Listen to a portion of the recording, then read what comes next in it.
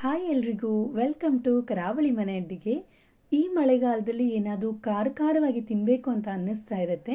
ಮನೆಯಲ್ಲಿರೋ ಸಾಮಗ್ರಿನೇ ಯೂಸ್ ಮಾಡಿಕೊಂಡು ಬೇಗನೆ ಮಾಡ್ಕೊಳ್ಬಹುದಾದಂತಹ ಕಾಂಗ್ರೆಸ್ ಕಡಲೆ ಬೀಜನ ಹೇಗೆ ಮಾಡೋದು ಅಂತ ಹೇಳ್ಕೊಡ್ತಾ ಇದ್ದೇನೆ. ಬನ್ನಿ ನೋಡ್ಕೊಳ್ಳೋಣ.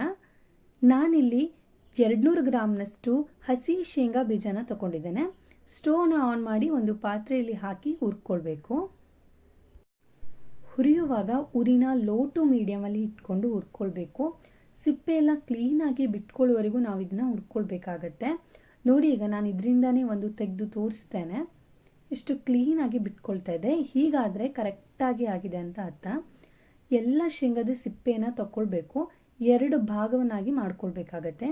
ನೋಡಿ, ನಾನಿಲ್ಲಿ ಮಾಡ್ಕೊಂಡಿದ್ದೇನೆ.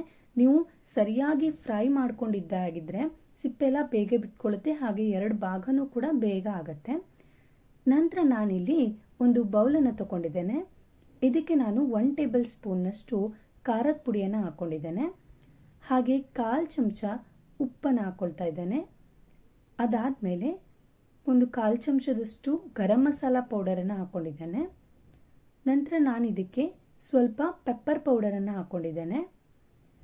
ಆಮೇಲೆ ಇದಕ್ಕೆ ನಾನು ಸ್ವಲ್ಪ ಇಂಗಿನ ನೀರನ್ನು ಹಾಕ್ಕೊಳ್ತಾ ಇದ್ದೇನೆ. ಇಂಗಿನ ಪೌಡರಿಗೆ ಸ್ವಲ್ಪ ನೀರನ್ನು ಹಾಕಿಟ್ಕೊಂಡಿದ್ದೆ, ಅದನ್ನು ಹಾಕ್ಕೊಂಡಿದ್ದೇನೆ. ಅದಾದಮೇಲೆ ಸ್ವಲ್ಪ ಧನಿಯಾ ಪೌಡರನ್ನು ಹಾಕ್ಕೊಳ್ತೇನೆ. ಆಮೇಲೆ ನಾನು ಇದಕ್ಕೆ ಸ್ವಲ್ಪ ಜೀರಿಗೆ ಪೌಡರನ್ನು ಹಾಕ್ಕೊಳ್ತೇನೆ. ಮಸಾಲೆ ಎಲ್ಲ ನಿಮಗೆ ಎಷ್ಟು ಬೇಕೋ ಅಷ್ಟನ್ನು ನೋಡಿ ಹಾಕ್ಕೊಳ್ಳಿ. ನಂತರ ಇದನ್ನು ಮಿಕ್ಸ್ ಮಾಡಿ ಸೈಡಲ್ಲಿ ಇಟ್ಕೊಳ್ಳೋಣ. ನಾನಿಲ್ಲಿ ಒಗ್ಗರಣೆನ ರೆಡಿ ಮಾಡ್ಕೊಳ್ತೇನೆ. ಒಂದು ಫ್ರೈಯಿಂಗ್ ಪ್ಯಾನ್ಗೆ ಸ್ವಲ್ಪ ಎಣ್ಣೆಯನ್ನು ಹಾಕ್ಕೊಂಡಿದ್ದೇನೆ.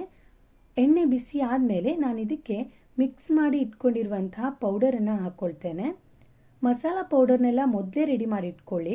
ಇಲ್ಲಾಂದರೆ ನೀವು ಒಂದೊಂದಾಗಿ ಹಾಕೊಳ್ಳೋದಾದರೆ ಸೀದೋಗೋ ಚಾನ್ಸಸ್ ಜಾಸ್ತಿ ಇರುತ್ತೆ. ಅದಕ್ಕೆ ನೀವು ಮೊದಲೇ ಮಿಕ್ಸ್ ಮಾಡಿ ಇಟ್ಕೊಂಡ್ಬಿಟ್ರೆ ಬೇಗನೆ ಹಾಕ್ಕೊಳ್ಳಿಕ್ಕಾಗತ್ತೆ. ನಂತರ ಇದನ್ನು ಒಂದು 30 ಸೆಕೆಂಡ್ ಆಗೋಷ್ಟು ಫ್ರೈ ಮಾಡ್ಕೊಳ್ಬೇಕು.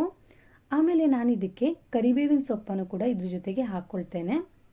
ಕರಿಬೇವಿನ ಸೊಪ್ಪು ಹಾಕೊಳ್ಳೋದ್ರಿಂದ ಒಳ್ಳೆ ಫ್ಲೇವರ್ ಬರುತ್ತೆ. ಇವೆರಡನ್ನು ಹಾಕಿ ಒಂದು 30 ಸೆಕೆಂಡು ನಾವು ಫ್ರೈ ಮಾಡ್ಕೊಳ್ಳೋಣ. ಎಣ್ಣೆ ಬೇಡ ಅಂತಂದರೆ ತುಪ್ಪ ಅಥವಾ ಬೆಣ್ಣೆನಾದರೂ ಹಾಕ್ಕೊಳ್ಬೋದು, ರುಚಿಯಾಗಿರುತ್ತೆ. ನಂತರ ನಾನು ಇದಕ್ಕೆ 2 ಭಾಗವನ್ನಾಗಿ ಮಾಡಿಟ್ಕೊಂಡಿರುವಂತಹ ಫ್ರೈ ಮಾಡಿರುವಂತಹ ಶೇಂಗಾ ಬೀಜನ ಹಾಕ್ಕೊಳ್ತೇನೆ. ಈ ಶೇಂಗಾ ಬೀಜನ ಹಾಕಿದ್ದಾದಮೇಲೆ ಚೆನ್ನಾಗಿ ಮಿಕ್ಸ್ ಮಾಡ್ಕೊಳ್ಬೇಕು. ಮಸಾಲ ಪೌಡರ್ ಎಲ್ಲ ಸರಿಯಾಗಿ ಸೇರಿಕೊಳ್ಬೇಕು. ಬೀಜನ ನೀವು ಹುರ್ಕೊಳ್ಳುವಾಗ ಲೇಟ್ ಆದರೂ ಅಡ್ಡಿಲ್ಲ, ನಿಧಾನಕ್ಕೆ ಕ್ರಿಸ್ಪಿಯಾಗಿ ಬರೋವರೆಗೂ ಹುರ್ಕೋಬೇಕು. ನೋಡಿ, ಈಗ ಇದನ್ನು ನಾನು ಚೆನ್ನಾಗಿ ಮಿಕ್ಸ್ ಮಾಡ್ಕೊಳ್ತಾ ಇದ್ದೇನೆ. ಮಸಾಲ ಪೌಡರ್ ಎಲ್ಲ ಚೆನ್ನಾಗಿ ಶೇಂಗಾ ಬೀಜಕ್ಕೆ ಸೇರಿಕೊಂಡಿದೆ. ಈ ರೀತಿಯಾಗಿ ಖಾರ ಎಲ್ಲ ಹಿಡ್ಕೊಂಡ್ರೆ ತಿನ್ನೋದಕ್ಕಂತೂ ಒಳ್ಳೆ ಆಗಿರುತ್ತೆ. ಮೊದಲೇ ಶೇಂಗಾ ಬೀಜನ ನಾವು ಹುರಿದಿಟ್ಕೊಂಡಿದ್ದೇವೆ. ಈಗ ಇನ್ನೊಮ್ಮೆ ಹುರ್ಕೊಳ್ಳೋದ್ರಿಂದ ಒಳ್ಳೆ ಕ್ರಿಸ್ಪಿಯಾಗಿ ಬರುತ್ತೆ.